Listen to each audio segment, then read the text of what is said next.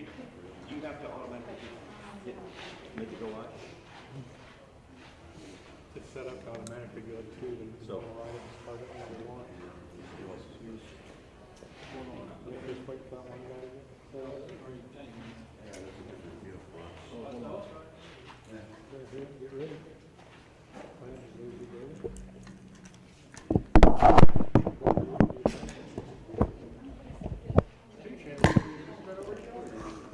Together we make six.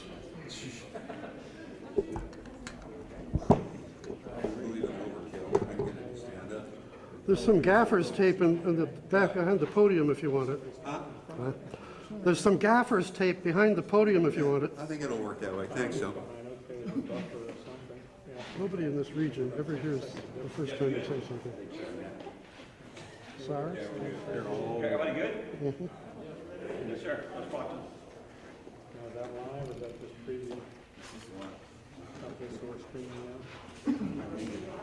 Yeah, it's gonna be on my way there. Just put it where it's out of your way, right there. That's what it should be. Yeah. Come on in, Scarlett, I'm just gonna, we've got everything moved around. Anyway, good afternoon, and I'm joined here today with District Attorney Skylar Marvin.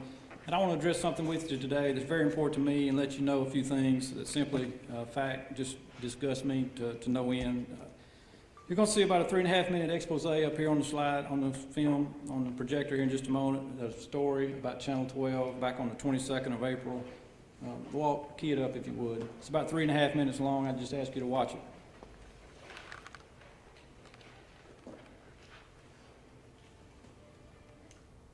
A little girl sent him a video. She was 16. He sent her a video, and he got charged.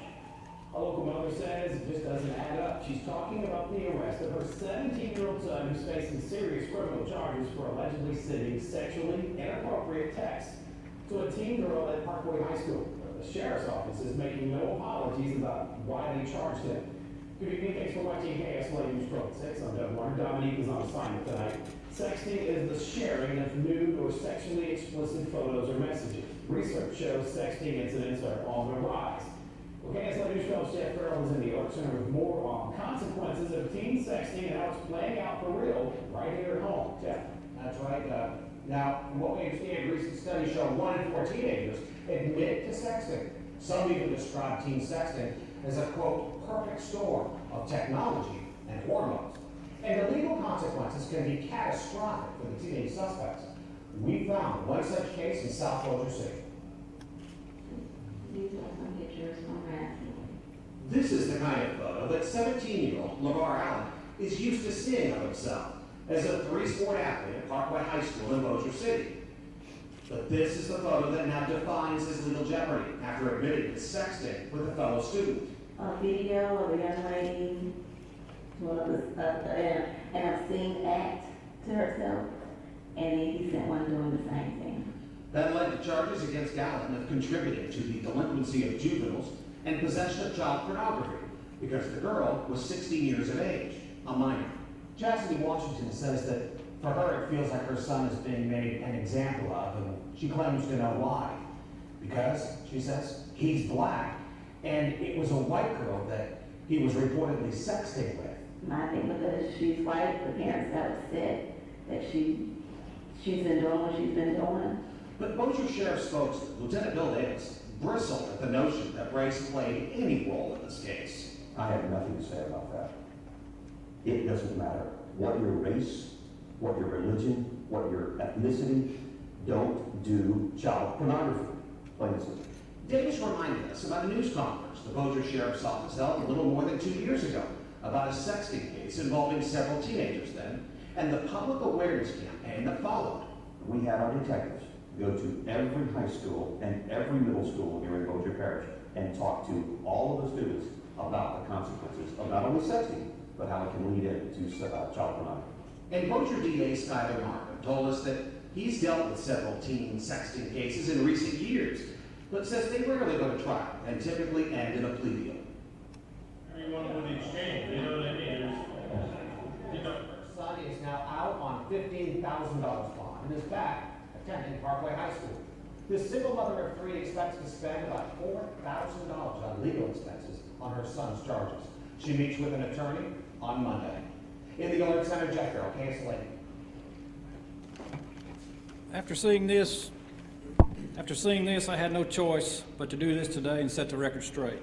I'm appalled that this reporter who aired such a story injected racism into a case that had not one shred of evidence to indicate that any part of this case had anything to do with racism.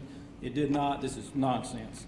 It was a deceitful and totally biased report where facts were omitted, all to fit the reporter's narrative of racism and make a good story at 5. The assertion that Mr. Allen was only arrested because he was black, and the omission of the facts that, 1, Mr. Allen provided the cell phone to the juvenile, 2, that the white female juvenile was also charged at the same time Mr. Allen was, shows how determined this reporter was to concoct a racism conspiracy. Even after the story aired, P.I.O. Davis back here contacted the reporter to point out the mistakes in the story. Nothing happened. A week later, I called the news director at Channel 12 and complained. Finally,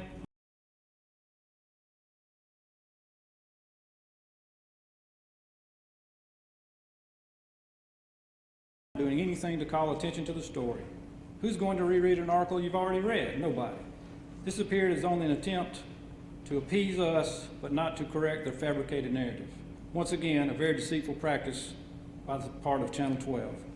I want to put up the original online version. It's really small and you can't read it very well. And now we're going to focus in on the highlighted areas to show where they inserted the facts that they knew all along. Here again, the title never changed. There was no way to, why would anybody go back and look at it again? You had no reason to. The very reckless way the facts were ignored and the sleight of hand attempt to appease were unprofessional, irresponsible, and despicable. The First Amendment grants the media the freedom of the press. Along with that goes responsibility. Channel 12, you did not meet your responsibility on this story. The public expects you to be fair and unbiased in your reporting. You were neither. If it sounds like this is personal to me, that's because it is. Our job in law enforcement is difficult enough and dangerous as it is, without these lies being told to the public. It takes years to gain the public's trust and confidence. It can be wiped out in 3.5 minutes with something like of lies like you just saw up here. My job is to fairly and impartially enforce the laws without bending to criticism and political correctness, and that's what I will continue to do. 2 years ago, you saw some of it in the video, 2 years ago, we stood right here in this room and had a press conference on this to educate the parents. Our detectives and patrol went to every middle school and high school in the parish to tell the people about this new law. The real focus of this story should be about young people violating the law and not racism.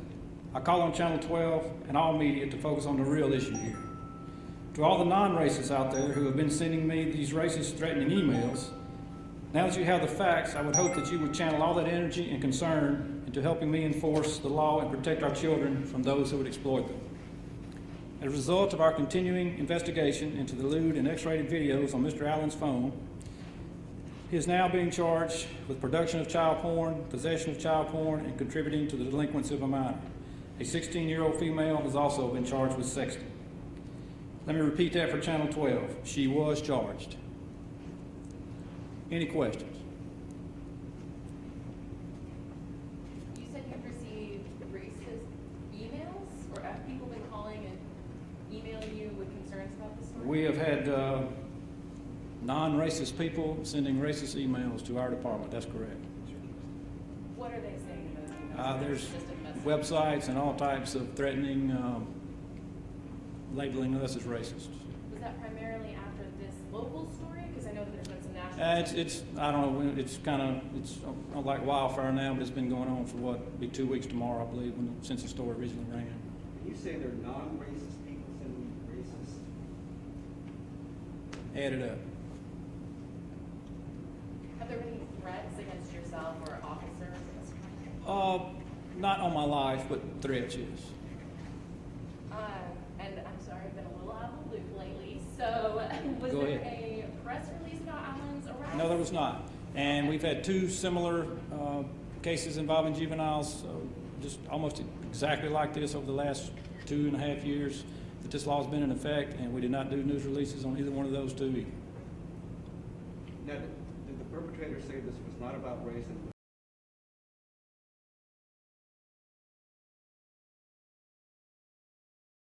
said anything. But in the video right there, Mr. Allen's mother even admitted that he did what he's charged with. How's that racism? She admits he did what he was charged with. Good gracious. And the female, what's she saying about this? Anything at all? or- She's a juvenile, and we're not going to discuss what she had to say. Why different charges for the two of them? Well, Skylar Marvin's a district attorney. It depends on the age. There are lots of things here determining, and primarily the age is the major factor.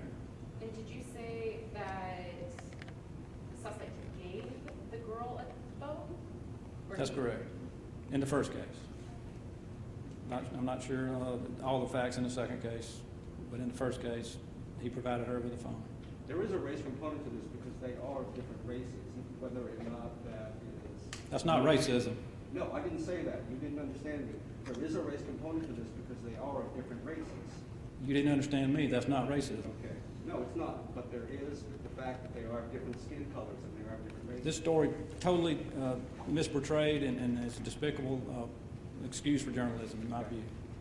Do you know if Alan ever attended any anti-sexting meetings or spoke with any of the officers? We went to all the schools, Sarah, but I'm assuming he was a student in Bossier Parish at that time. I don't know whether he was in class that day or not.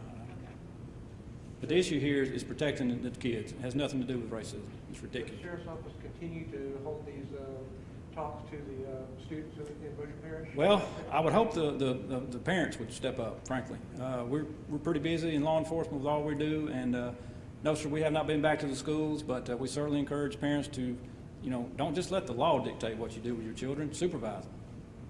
And Sheriff, what is it that you're hoping will happen as a result of this meeting? Well, two things. I want people to know that this has nothing to do with race, and number two, parents to pay more attention to what's going on with their kids. And you said there was the initial case where he gave the girl the phone, and then there was so 2 cases? So far, You believe there might be more? There might be more. we're still investigating. Has there been an increase in sexting and texting in the last year or a trend that has gone up a little? I'm sure there probably has. How many have we arrested? I think this is about the third or fourth case since the law went into effect a couple of years ago. As far as arrests, it's been a few. Any other comments or questions? I don't want to leave anything unresolved or any question. Can we get one-on-ones when you're done here? You betcha. Okay. Thank y'all for coming. Skylar, you got anything?